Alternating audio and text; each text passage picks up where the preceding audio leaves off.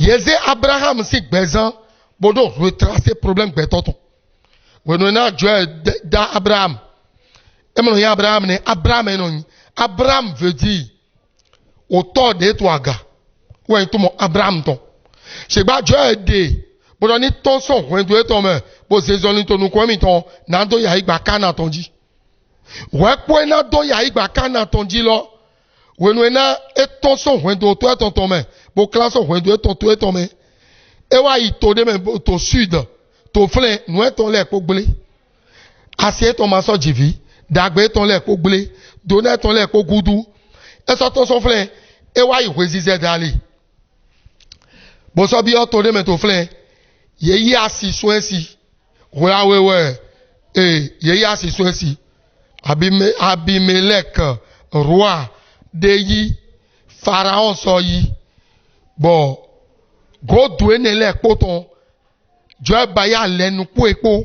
Maintenant, mon sincère, et donc, il y a Abraham ton, Genèse 15, et à 600. Dieu baya l'en pour Abraham ko. Nous, Dieu a donné Abraham, posé besoin ton, au yade Abraham dit, tout clair de to DJ. Nous, de glédou, au vide, maman dit. Et wa damlon. Amlon de dollars, doté million ton va visiter ton, le buisson Adam. Ou doté million ton visiter ton, toi, amlon, mais, Dieu a donné dans les bio en durée. Ouais, bio, dans yéni nemi ovi. Yé reton dje bangba. Bodomo, ni kia soka, son voulez-vous les tonkon, ni soka dans soka ton, moi au coin ton a soudonné. Na Dieu a do pané. Na do rien au vidéo ak beme gwenji. Bodo na do yi akotade otode, otowiwede, na do yine. Mais mon dit, when Abraham, e baye le ko, e wa mon viloma. Où est zombo? Yeze sincèrement do retracer gbezan Abraham ton. Abraham nous combia de gbeton nous monto ayi gbadi le bi Abraham mo. Àwọn fondo me di famille ton le ton. Àwọn fondo me di aholu ton. O vi maman di asiton. Nous alors pa le. Gigwene le po pata we si c'est mercredi ton et le rewa.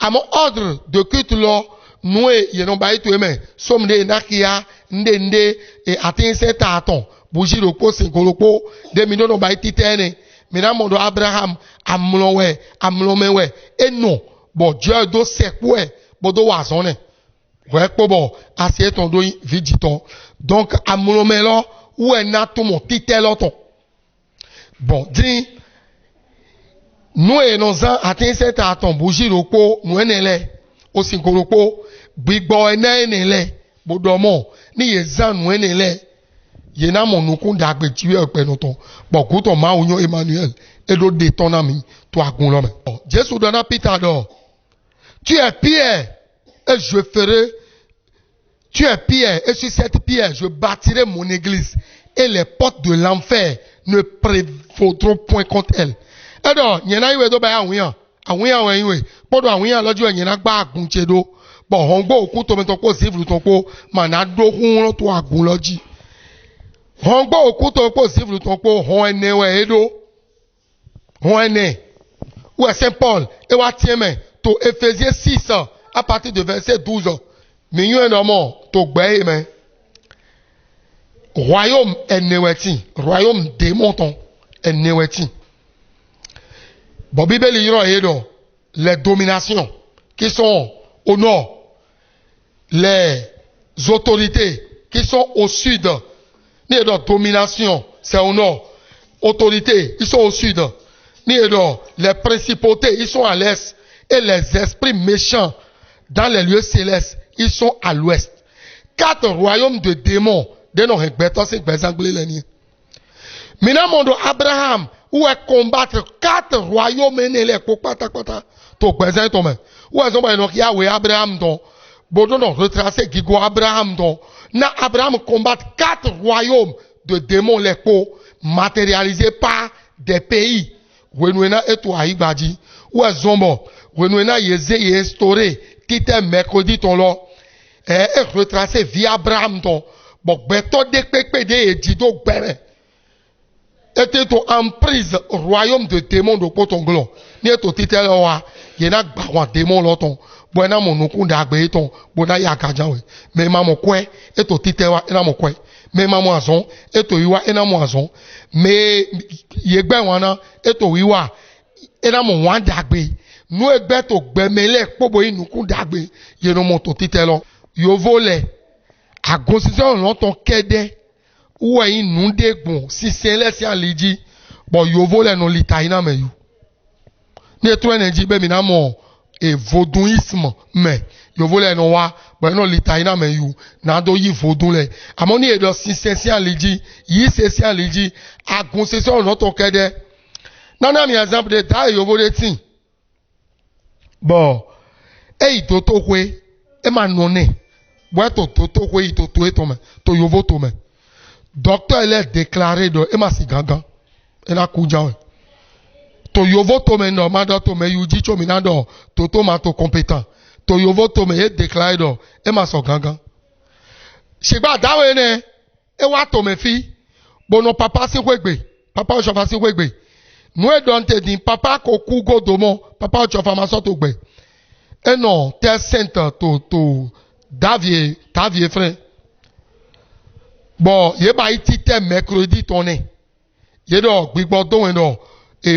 poso to me si roba sisi aton bougie dopo atin set aton bon ye ba iti te ne bo je sin lonu ji to asan pe vide me ma gan fon me ma gan zede a wutu lo big bo big complet bon e gan pété bo go itu e to me bon yo volé doto yo volé ye gbeje pombo pondo do mo est-ce que nous e lo e po la menea ye ma so mo azon ku lo si trace do poto gbeze to me to la e to me gigo na yin okun to to jaga john no inu e ma tin no ba si nu etin yo vo ene wo e no to e to me kaka bo aleko bo adope to tesent e wa pada ho me we bo ado ho do ayro bude bo e wa pele so tesent ta vie frère ni mi mon titan ciment titan pour nous te mettre où est donc battre sens tite mercredi ton tite mercredi ton mais ton nous kunda gbedin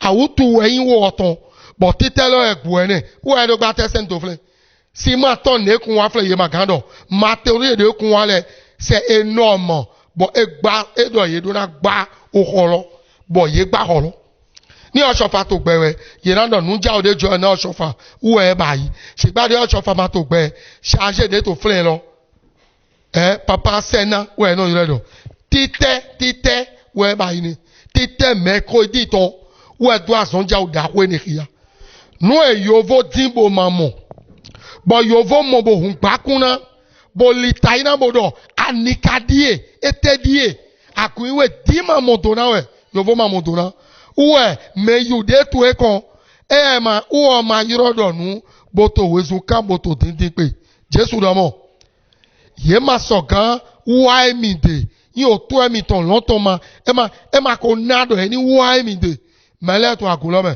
ye ma kan yo koko akun lo ton ye ma kan yo gigo akun lo ton bo wa ekon tan ko jo e ma yiro kaka gbe nofo me de na to akun lo me bo so tin dambu jan we sigba me jo yiro le ye ma na dambu ifide pepe ye yan gigo okun ton bo na so to gigo lokon to kere po sapo podo gigo lo e ma na fopon gbede. N'hésitez pas à liker la vidéo si elle vous plaît et si vous êtes nouveau sur la chaîne, n'oubliez pas de vous abonner et d'activer la notification pour ne rater aucune de nos prochaines vidéos. Oshofa Prise TV. Tout pour la gloire de l'Éternel, Dieu de Shofa.